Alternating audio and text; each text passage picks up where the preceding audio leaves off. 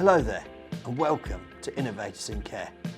I'm your host Ruben Bush and this is the show where we sit down with thought leaders in health and social care to talk about the problems they're solving and how they are innovating to reduce system-wide pressure and improve patient outcomes. In episode 5, we spoke with AD Phillips about the falls prevention journey and working collaboratively with patients and families to find the best solutions and outcomes, and the myriad benefits this has for everyone involved. Now today, we move into moving and handling. We're talking to Emma Collins, National Musculoskeletal Lead at the Scottish Ambulance Service. Emma has a wealth of experience in manual handling and has been working on an exciting initiative across Scotland to implement a standardised manual handling passport for use in health and social care. In this episode, we discuss this passport and look at the differences between manual handling in the community and the ambulance service. Enjoy.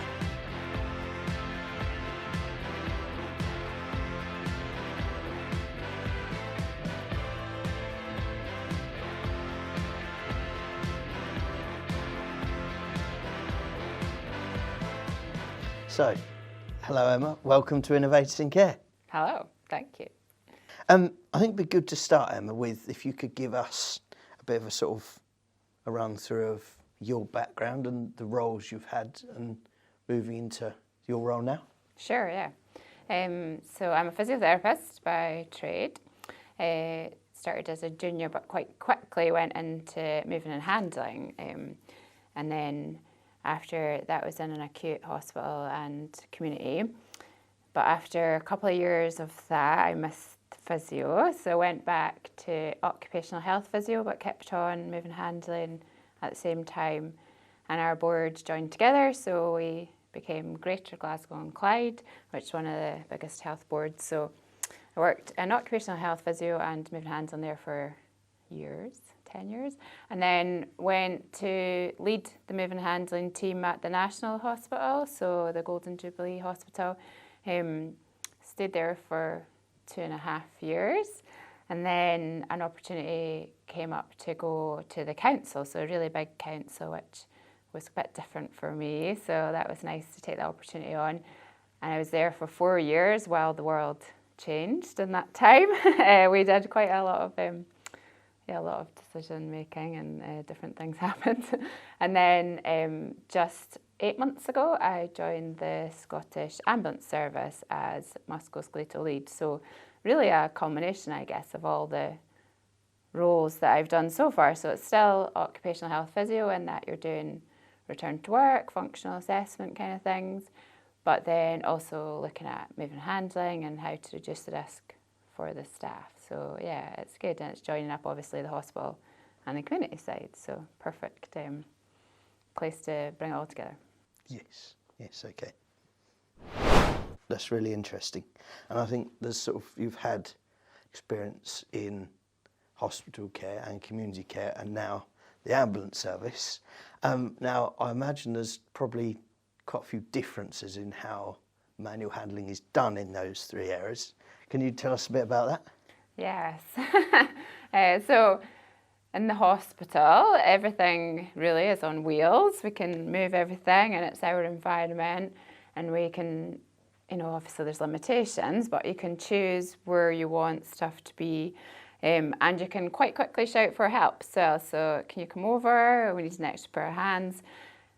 In the community, it's not the same. So you're in someone's home. The home probably was not designed to have moving and handling equipment or assistive equipment in it.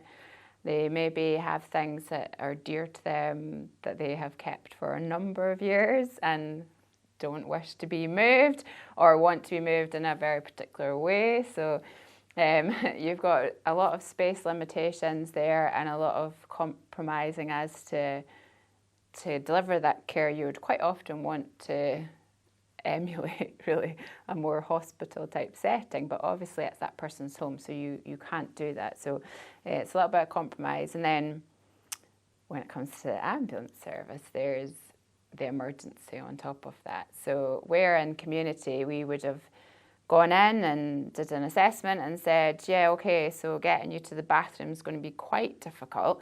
So what we'll do is give you a bed bath for a couple of days while we try and work this out and make it better. Whereas with the ambulance service, you don't have those couple of days and you don't have that thinking time.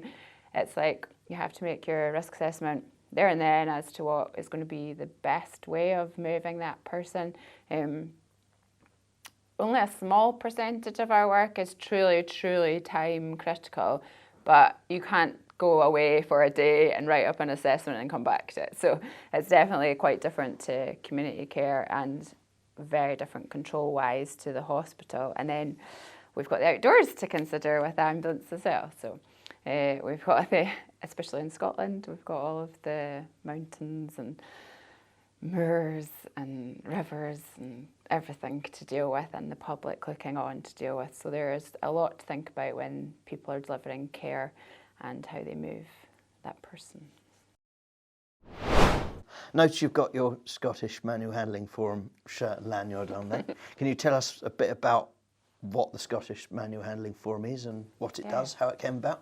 Sure, yeah. So there were some small groups of manual handling professionals meeting together, and in 2000 they came together and decided to form a Scottish group. So the Scottish Manual Handling Forum is a group, a kind of local group of the National Back Exchange now, that's what it became, who meet once a year. We did used to meet more often, but yeah, again, as we've said, the world is quite different. So things have changed. We meet once a year, and it's people from healthcare, social care, higher education who teach people who will work in health and social care, people from private agencies or charities, or maybe occupational therapists who have some involvement with moving and handling, but anyone at all really who is interested in moving and handling, they come together on study days to share practice. So we do workshops that are practical, and we have people sharing about the work that they've been doing to encourage others. And we do that every second year. We have a 2-day conference in the west of Scotland in Glasgow. And that's supported by exhibitors, so people who supply equipment like Felgans, of course. They will come and show us new products and let everyone have a shot, because as you'll know, when you've got moving and handling products, everyone wants to have a go of it. So we have that, and then on the other year, so just last week actually, we ran the 1-day study day where there's no exhibitions supporting that. So we have these, and then through those professionals getting together and getting to know each other, they obviously then have networks out with those forum days. So there's an NHS Leads network, so all the leads of the manual handling services and the NHS boards, they meet together. There's local authority mailing lists, so all of the moving handling leads and the local authorities all speak to each other and kind of ask each other what they would do for certain situations. And then as well, people had started to get together and look at how they were doing things and were they doing things the same. And so people got together, start to know what each other does, support each other, and actually it led on to what we now know as the Scottish Manual Handling Passport Scheme. Through everyone meeting, chatting about what they do, at the time that we started the Scottish Manual Handling Passport, there had just been a really, really bad economic crash. There was lots and lots of temporary contracts. Staff were moving from board to board after just a couple of months. But according to Health and Safety Executive, you had to do all of their moving and handling training. And we said, well, why? Why do we have to do that? We know that the standard that's getting done at the board next door is just as good as our standard. So why can we not just say they had it 2 months ago? And so we started to look at a passport scheme, and that's through everyone having got together and knowing each other. So there's lots of potential for more development, but it's certainly a support network for all of the moving and handling people in Scotland. Yes, okay. Tell us a bit more about that passport in terms of sort of a bit more on why it was needed, and then also what it actually includes and sort of what it achieves. Yeah, so we initially thought that a lot of the reason for wanting it was to be able to passport those individuals, to be able to, yep, your training has been done to a standard that we would want to do ourselves, and so, come join our organisation, we'll just get you up to speed on the little things. But actually, as we looked at that, it started in the NHS only. It grew. We wanted to say, well, what is that standard? So what is in your policy? What's in your moving and handling policy? How do you manage when there's accidents and incidents? How do you learn from those accidents? How are your moving and handling staff educated? So what's their competencies? What sort of space do you deliver your training in as well? So it became a whole lot more than just the training. It's the standards around how you manage the moving and handling risk in your organisation. And so that had come around in 2009. Really, we kind of started it, but it wasn't until 2011 that it was really getting used.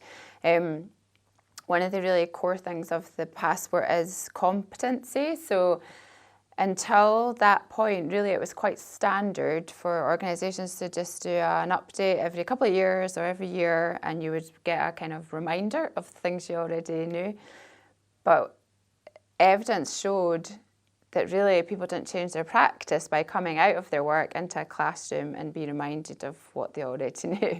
What they needed was to identify where their gaps were and to learn that in the workplace, to be able to see, let's actually apply this to my workplace. So through evidence gathering and people's master's dissertations and different things like that, the passport has identified that actually competency assessment can be a really, really core part of your update training, and actually can almost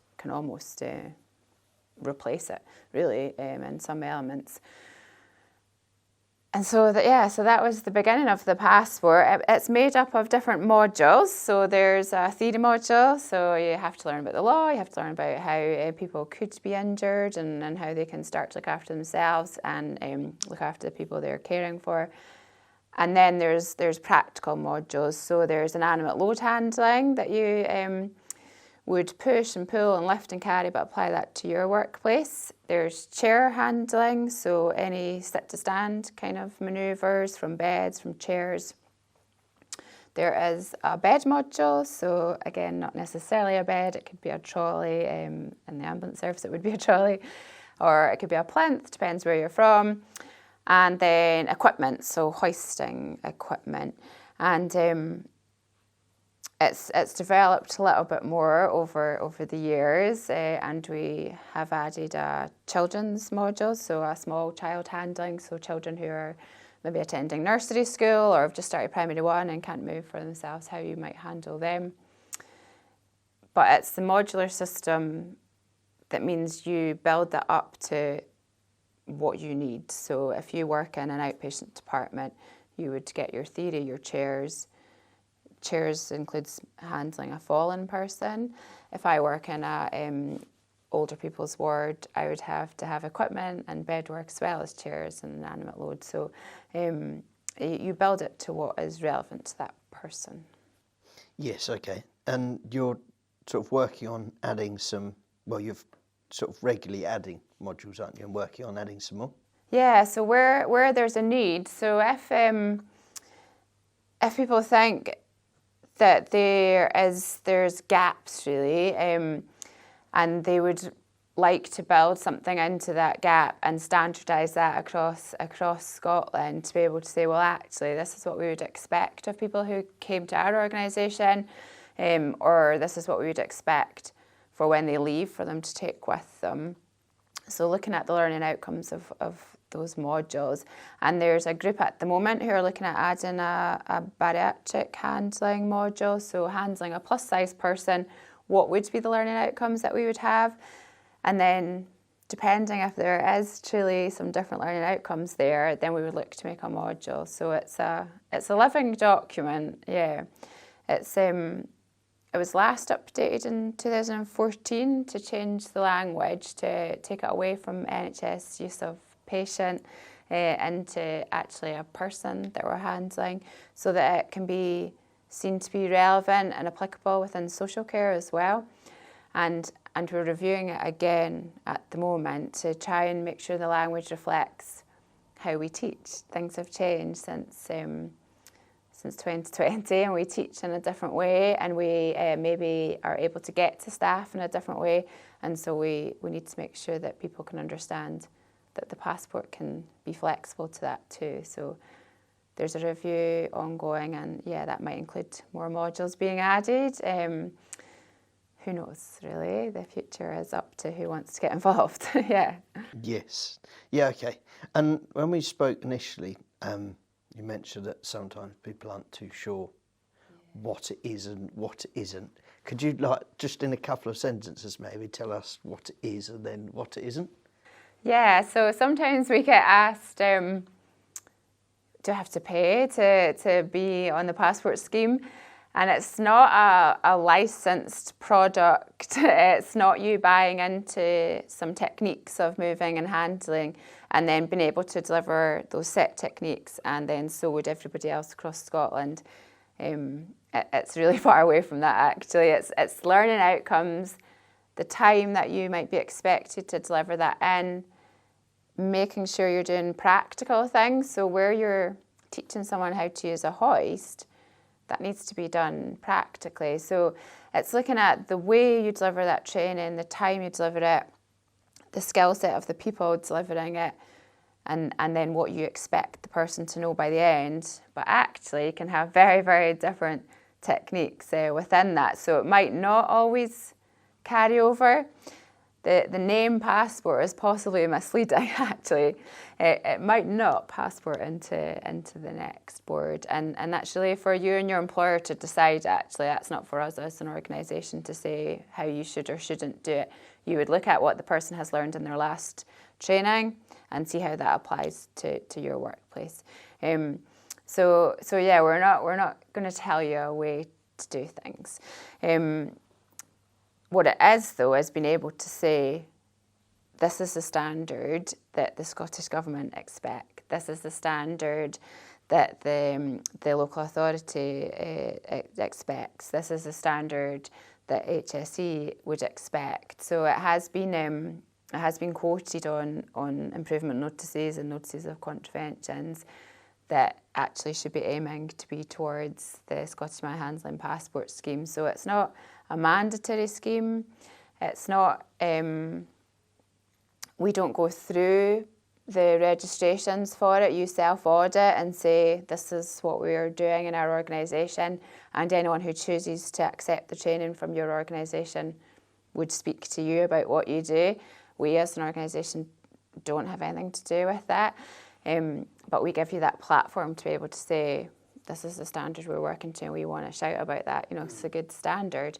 And so, it brings people together through their standards, but actually techniques are quite different.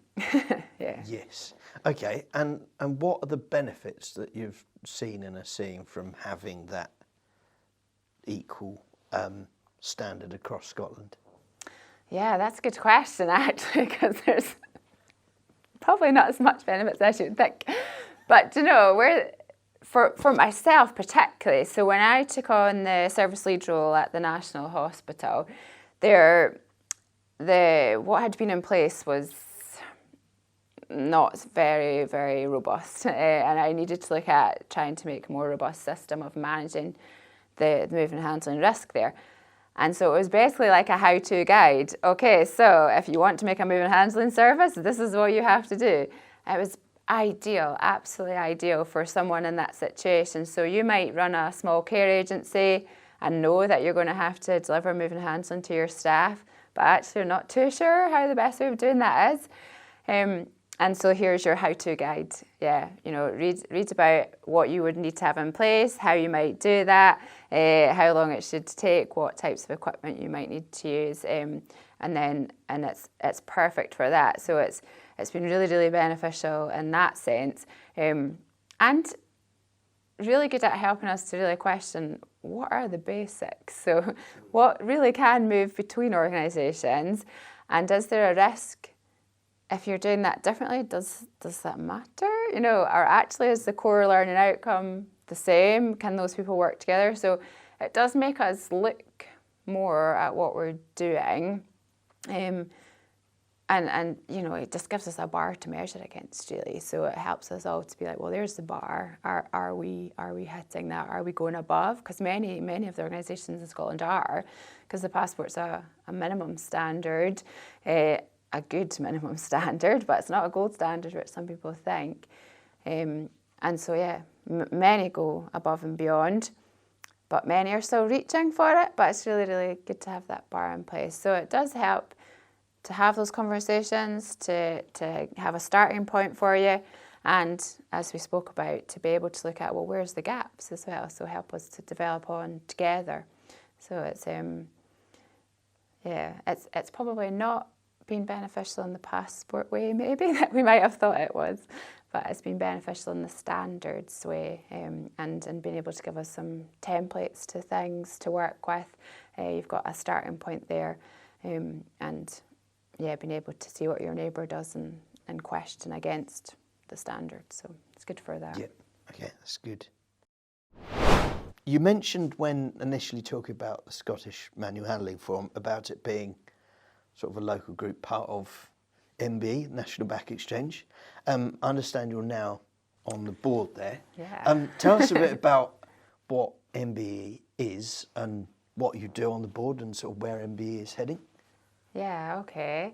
So I suppose we'll kind of lead up to that maybe. I had been involved with Scottish Manual Handling Forum since 2010 in some different ways within what we call the core group, which is essentially our board, really. And so I helped with different roles, and in 2017 took on the chairperson role. And at that point, we wanted to work much closer together with National Back Exchange. So as a local group of National Back Exchange, you have the same aims as they do, which is, you know, to look to excel and make sure that people are handled in ways that are good for them. So we have the aims of the National Back Exchange, but we get to do our local groups how we want to do them. And so it is a little bit different to the National Back Exchange. And so what we wanted to do was bring us together more. We felt like if we attended National Back Exchange, some of the things that were spoken about were English policies, or maybe English care inspectors, not the same in Scotland. So we wanted to make sure that the National Back Exchange really was a national back exchange and not an English back exchange, and we're the Scottish. So we tried to link up more, and that was at the time that Simon Love took over, which I believe you're speaking to soon. And yeah, we looked at, well, how can we work together a little bit more, and we started to attend each other's conferences and study days and look at where there's similar things going on. And so that's how I then got involved really more with National Back Exchange and asked to join onto the board. So I just joined in September there as an associate, but quite quickly there was clearly a spot needed within comms. So I work alongside a girl, Kerry, who does the marketing, so out to people who don't know anything about National Back Exchange. She will, you know, help to tell people this is what we do. We want to make sure that people are handled safely and that staff are safe as they do that. But the kind of comm side is actually, well, speaking to the membership. So the National Back Exchange charges a membership. Local groups do or don't. In Scotland, we don't. But what do you get for your membership money, really? So we want to talk to the members, try and promote what they're doing. The local groups are the heart of what MBE is. They are doing all of the work, they're supporting each other, they're progressing things on all over the country, just the way we were doing in Scotland. In Ireland and Wales, they're doing all this too, but we don't always get the chance to hear about that. So my role within MBE, which is just starting, so watch this space, is to promote what the local groups do more and get each other to see, oh wow, that's what's going on in Kent, or that's what's going on in Yorkshire. Wow, that's fantastic, and be encouraged and supported by other members of the National Back Exchange. So yeah, that's what I'll do. But as a board, we just help and muck in wherever things need done, really, because the National Back Exchange has publications that they need chasing. There's obviously conferences to organise, so we all muck in and help. We've obviously been speaking about the standards and improving manual handling in health and social care. You're obviously now working for the Scottish Ambulance Service. How does that translate, and what are you working on at the moment to try and bring those standards and improvements to the ambulance service? Good question. Yeah, so a lot of the standards are basic things around record keeping, for example. So when someone attends your training, whether that be in how to extricate someone from a smashed up car, or whether that be how to move someone up their bed who have slipped down it, the way you record that training, that's a standard in the Scottish Manual Handling Passport. So I'm looking to try and do that. So within the ambulance service, I don't have a team of advisors, which I have had in my previous roles. It's myself and a training team. So there's the Education and Professional Development Department, and they train up our technicians, our care assistants, our paramedics. They train them on all of the subjects, and moving handling is a part of that. And so their desires to focus on clinical things, and the way that they are maybe recording the training and the outcomes is going to meet things like the Scottish Vocational Qualification Standards, and it's trying to match up those standards with the Scottish Manual Handling Passport. So looking at, okay, well, we've recorded that this person is competent using this kind of chair. Like, how does that match across to actually Scottish Manual Handling Passport outcome of, yes, they can handle a person around a chair to sit and stand and transfer. So it's looking at trying to get the standards around record keeping, competency of the trainers, the space that it's done in, the time that it's taken, because actually the modules don't really fit in with us very much. We would be able to do Module A, which is your theory. We'd be able to do Module B, which is your inanimate load handling, and Module C a little, which is chair handling and fall in person. But we always have a massive element of the dynamic risk assessment. So where in social care, I would have taught the carers, you have a care plan there. The moving and handling plan will say, this is how Mr. Smith wants to be moved. It's really important to him that he's able to help, and that might take a bit of time, but that's important to him. So this is the way you do that. Our ambulance staff don't have that guide. They have to dynamically risk assess for themselves how best to handle that at the time. And so we have to teach that throughout the course. So we have to teach, there's no instruction booklet. You don't know what this person can and can't do to be able to help.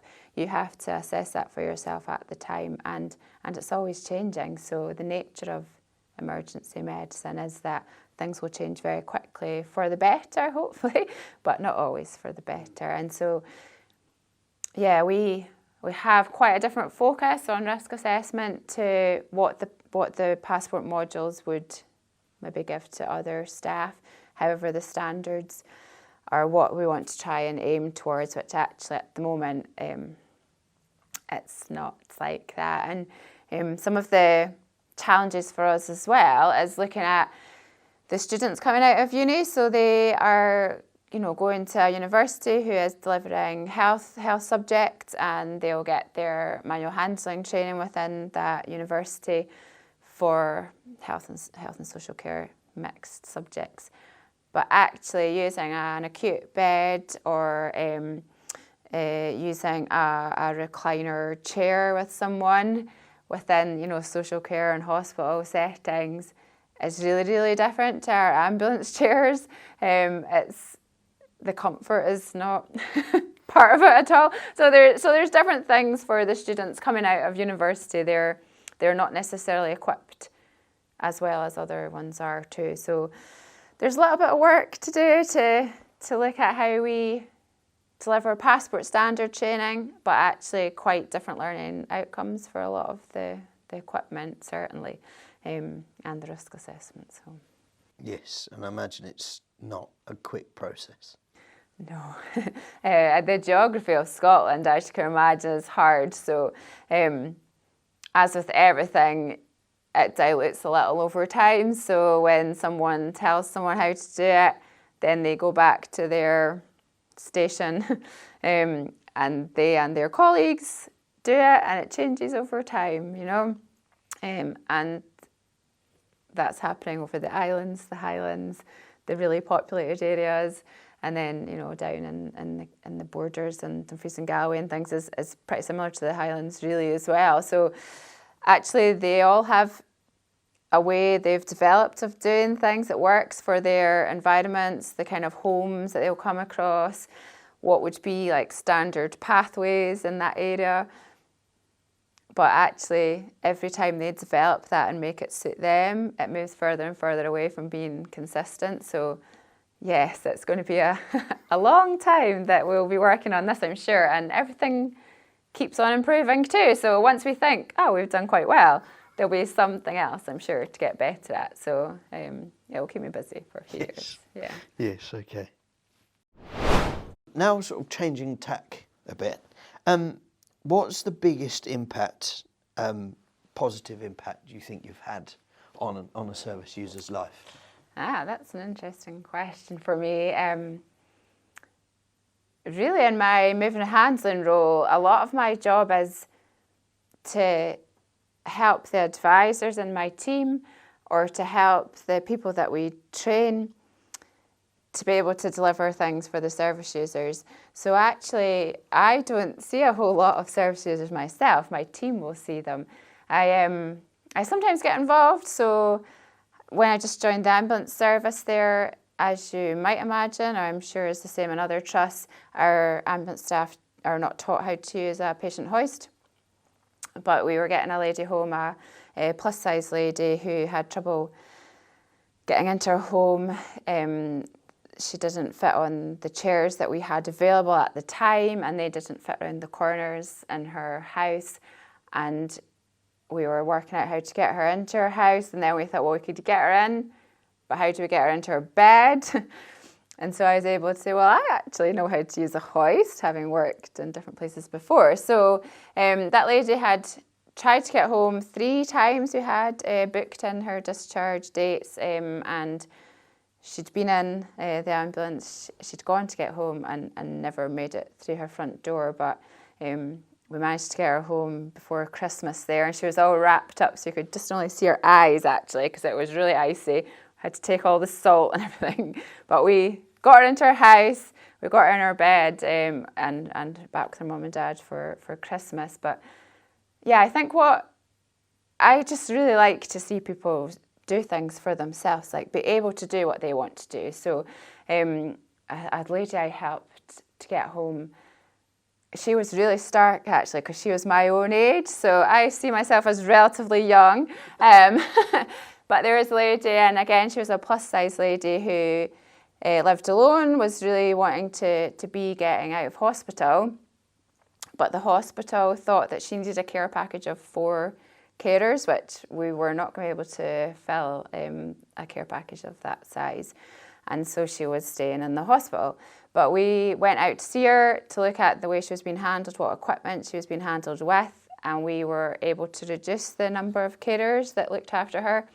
And so she was able to get home in just a few weeks instead of in a few months. And so to see someone, your own age, be able to get home to their own house and do things independently was really nice. But like for me as a physio, I just want to see people be able to do what they want to do and what they can do. So my service users are essentially the staff. So being able to help the staff to get back to their work and be able to do the work that brings them joy, that they're passionate about, and their sore knee and their sore hip has stopped them doing that for the last few months, but being able to help them to see how they can make those little small changes and adaptations and make it easier, and they can get back to doing what they want to do.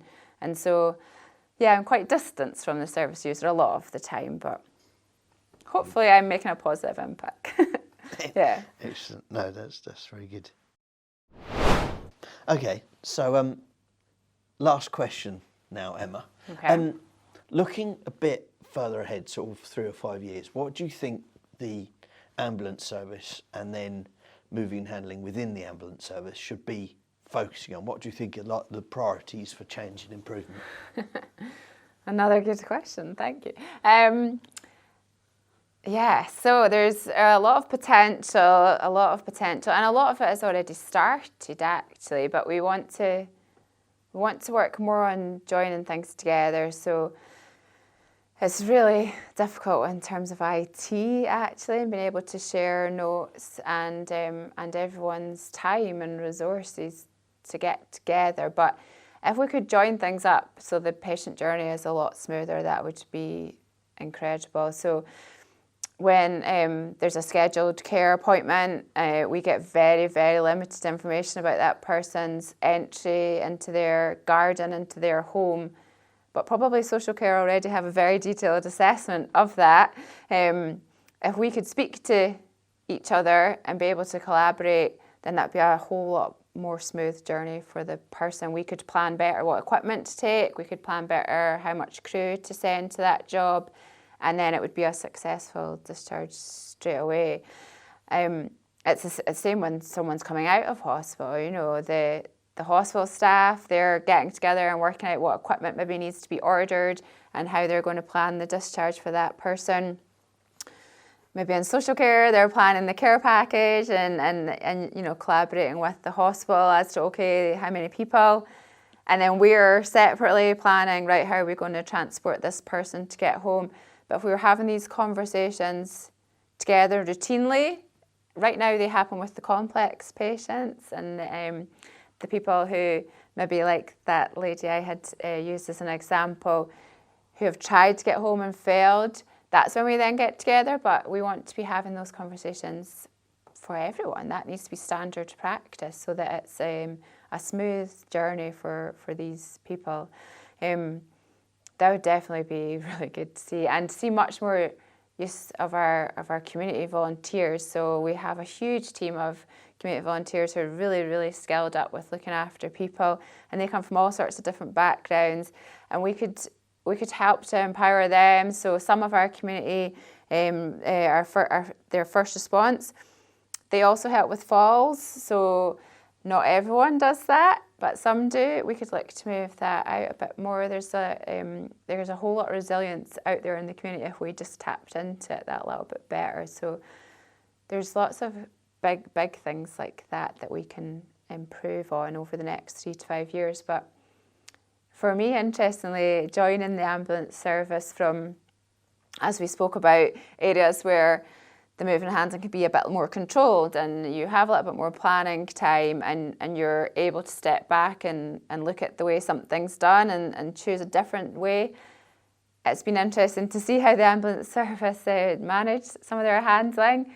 Everyone's doing the best they can in the moment that they are doing it, but what we still do routinely is carry patients on a scoop stretcher, and so sometimes that person's home may have a lot of furniture, a lot of clutter.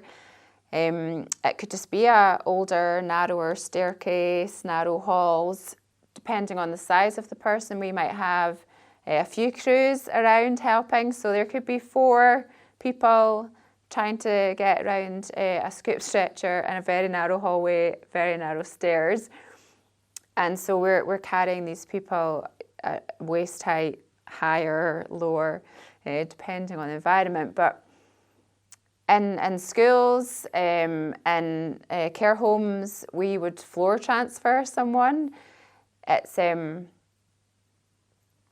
less potential to go wrong, and people don't feel undignified. They feel secure, they feel safe, and they know that they're getting out to where they need to be. So whether that be they're getting evacuated out of a burning building, or whether that be they're getting evacuated out of their home to go and get hospital care they need, I think we want to be looking at maybe doing more floor transfers and trusting that that's a safe way to do that, and a dignified way for the person actually. So I guess that's getting into more specifics there, but there's things that I think we can definitely look at, and trying to get more powered chairs but into small spaces. How do we manage that? We do have a lot of powered chairs in ambulance service, but they're quite large, and homes are not so large. So there's some specific challenges for us, but also wider challenges in, just health and social care and thinking of the patient's journey. So again, lots of work to keep me busy over the next few years. Yeah. Excellent. Thank you very much, Emma. It's been good to talk to you. That's a pleasure. It's nice to talk about my work. Yeah, love it. Very good. Well, that was certainly insightful and thought-provoking. I think there was one large takeaway from that interview, and that is the power of working together. This brought about the manual handling passport system in the first place, and working together would also help to improve discharge and care planning in the future. So, that's episode 6 of Innovators in Care. Now, we're always looking to improve this series, so if you have any suggestions for how we can make it better, please fill out our feedback form on the Innovators in Care webpage. Thanks for watching, and we'll see you next time for episode 7.